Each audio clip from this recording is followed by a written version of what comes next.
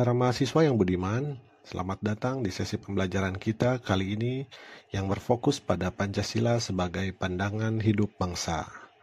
Dalam pembelajaran ini, kita akan membahas bagaimana Pancasila tidak hanya sekedar sebagai dasar negara Indonesia, tetapi juga sebagai pandangan hidup yang mendasari cara berpikir dan bertindak masyarakat Indonesia. Kita akan membahas bagaimana 5 sila serta bagaimana nilai-nilai tersebut diimplementasikan dalam berbagai aspek kehidupan, mulai dari interaksi sosial hingga kebijakan publik. Kita mulai dengan pertanyaan, apa itu pandangan hidup? Pandangan hidup itu seperangkat prinsip, nilai, dan cara berpikir yang membentuk dasar bagaimana individu atau kelompok memahami dan menjalani kehidupan.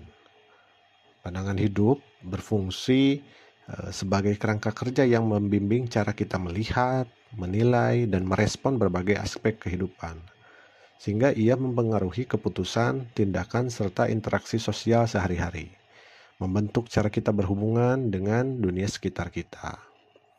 Nilai-nilai pribadi di dalamnya ini adalah prinsip-prinsip yang dianggap penting dan benar oleh individu gitu.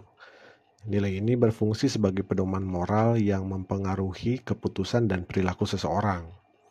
Contohnya kejujuran, empati, dan tanggung jawab. Lalu ada tujuan dan aspirasi. Nah, pencapaian yang ingin diraih dan harapan individu untuk masa depan ini termasuk pada tujuan gitu. Ini mencakup ambisi pribadi dan profesional yang memberikan arah dan motivasi dalam kehidupannya. Contohnya misalnya mencapai kesuksesan dalam karir, membangun hubungan yang sehat, dan berkontribusi positif pada masyarakat. Nah, cara pandang terhadap dunia ini adalah perspektif atau keyakinan yang dimiliki seseorang mengenai bagaimana dunia berfungsi, lalu bagaimana posisi mereka di dalamnya. Contohnya bagaimana tentang keberagaman budaya, sikap terhadap perubahan sosial, dan tanggung jawab lingkungan. Selanjutnya kita klasifikasikan pandangan hidup menjadi pandangan hidup individu, pandangan hidup sosial, dan pandangan hidup bangsa. Pandangan hidup individu terbentuk melalui kombinasi pengalaman pribadi, pendidikan, dan pengaruh dari keluarga, serta lingkungan sosial. Sehingga faktor-faktor ini saling berinteraksi untuk membentuk sikap, keputusan, dan tindakan seseorang, serta cara mereka menghadapi tantangan dan kesempatan dalam kehidupan sehari-hari. Lalu selanjutnya pandangan hidup sosial terbentuk melalui pengaruh kelompok biasanya, di kelompok sosial, komunitas, dan budaya yang lebih besar. Norma sosial dan budaya ini membentuk cara kita berinteraksi dengan orang lain dan mengikuti aturan serta tradisi yang ada di masyarakat. Dengan memahami pandangan hidup sosial, tentu saja kita dapat lebih menghargai keragaman norma dan kebiasaan yang ada di berbagai kelompok dan komunitas. Lalu, pandangan hidup bangsa ini mencakup prinsip-prinsip dasar dan nilai-nilai yang diterima secara luas oleh suatu negara atau seluruh rakyat gitu ya. Ini membentuk identitas nasional, memandu kebijakan, serta hukum yang diterapkan di negara tersebut. Dengan memahami pandangan hidup ini, kita dapat melihat bagaimana nilai-nilai bersama membentuk arah dan keputusan penting dalam kehidupan berbangsa dan bernegara. Secara makna, Pancasila sebagai pandangan hidup bangsa merupakan wujud nilai-nilai luhur yang mendasari cara berpikir dan bertindak seluruh rakyat Indonesia tentunya. Nilai-nilai tersebut terkandung dalam 5 sila Pancasila yang mengarahkan cara pandang dan sikap individu serta masyarakat dalam menjalani kehidupan sehari-hari. Pancasila bukan hanya dasar negara, tetapi juga pedoman moral dan etika yang membentuk karakter dan identitas bangsa. Lalu fungsi Pancasila sebagai pandangan hidup bangsa diantaranya adalah sebagai panduan etika. Nah, Pancasila berfungsi sebagai pedoman moral yang membimbing sikap dan tindakan kita gitu ya. Contohnya dalam konflik sosial, Pancasila mengajarkan penyelesaian melalui musyawarah misalnya. Lalu bagaimana menghargai perbedaan pendapat. Lalu selanjutnya sebagai landasan hukum, Pancasila menjadi dasar bagi pembuatan dan penerapan undang-undang di Indonesia. Semua hukum harus sesuai dengan nilai-nilai Pancasila untuk memastikan keadilan. Sebagai contoh misalnya Undang-Undang 1945 menggunakan Pancasila sebagai dasar hukum, termasuk hak asasi manusia selaras dengan nilai-nilai Pancasila. Lalu sebagai pemersatu, Pancasila mempersatukan bangsa yang beragam dengan mengatasi perbedaan etnis, agama, dan budaya yang ada di Indonesia. Ini membangun rasa persatuan dan kesatuan di seluruh Indonesia. Contohnya misalnya ketika kita merayakan Hari Kemerdekaan, lalu bagaimana Pancasila mendorong seluruh rakyat Indonesia untuk merayakannya bersama gitu, meskipun memiliki latar belakang yang berbeda. Pancasila sebagai pandangan hidup berarti bahwa nilai Pancasila ini melekat dalam kehidupan masyarakat dan dijadikan norma dalam bersikap dan bertindak. Nilai-nilai ini membimbing cara berpikir dan berperilaku dalam berbagai aspek kehidupan sehari-hari.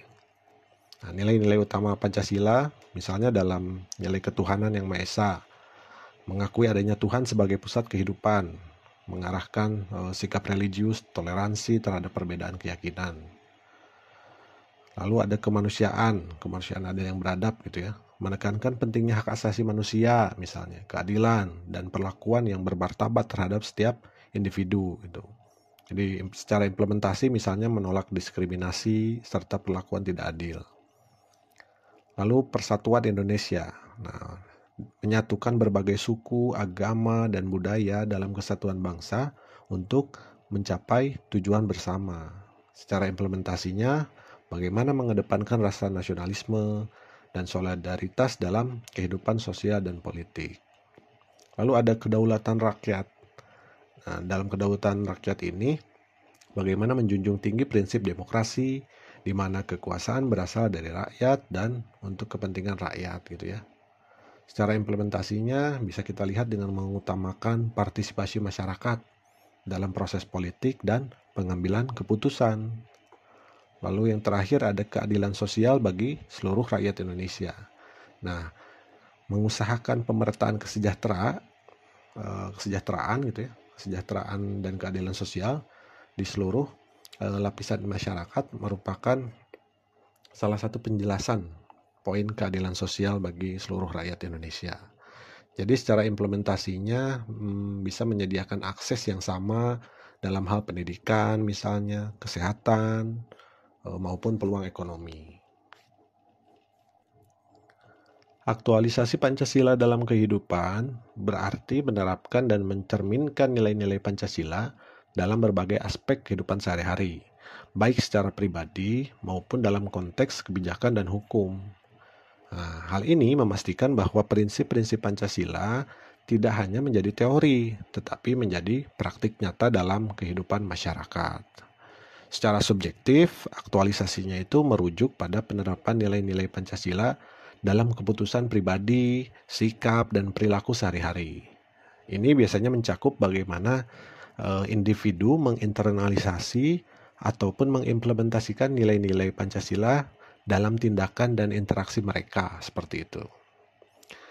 Secara objektif, aktualisasi Pancasila ini adalah penerapan nilai-nilai Pancasila dalam kebijakan pemerintah dan hukum. Jadi hal ini mencakup bagaimana prinsip-prinsip Pancasila diterjemahkan ke dalam peraturan dan undang-undang maupun kebijakan publik yang nantinya mempengaruhi kehidupan masyarakat secara luas gitu. Sehingga aktualisasi Pancasila dalam kehidupan dapat dilakukan secara subjektif melalui perilaku dan keputusan pribadi yang mencerminkan nilai-nilai Pancasila. Secara objektif, nilai-nilai Pancasila diimplementasikan dalam kebijakan pemerintah dan hukum untuk memastikan bahwa prinsip-prinsip ini mendasari sistem dan struktur negara, serta berkontribusi pada kesejahteraan masyarakat secara keseluruhan.